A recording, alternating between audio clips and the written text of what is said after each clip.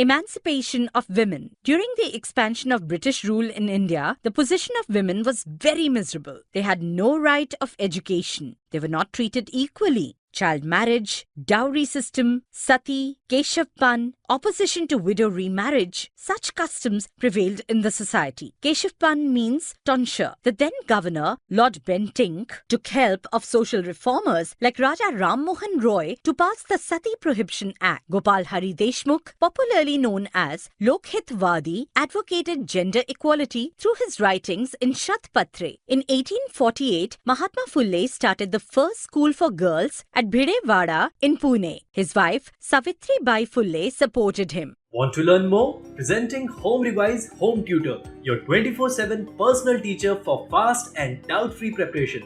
Call us at 8010 963 963. Home Revise Home Tutor. Learn with confidence.